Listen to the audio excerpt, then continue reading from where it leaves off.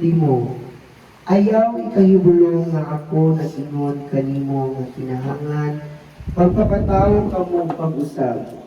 Ang hangin muros bisan asa kini buot o padulong. Madungog mo ang pamuros niini.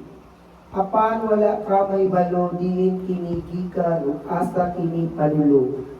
Ingon usab niini ang tanan nga matawo pinaagi sa espiritu.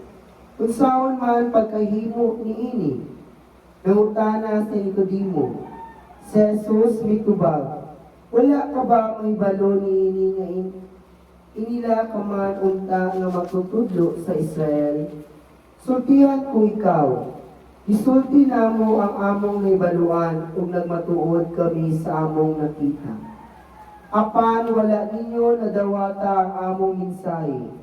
Kung dili ka mutuo sa akong gisulti, kanimo, mahitungod sa mga butang ini kaributana.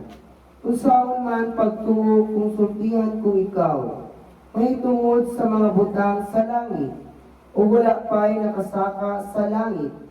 Gawas niya itong nanaugikan sa langit ang anak sa tao. Ingon nga gisa ni Moises dito sa kamingawan ang bitin nga tumbaga nga ang gibutang og tukol ang anak sa tawo.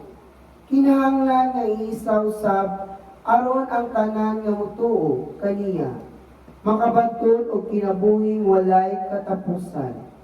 Ang ebanghelyo sa Ginoo. Dahil ko tao, Kristo. Pag nanglingkod ka, ug ato ipambit ang gospel.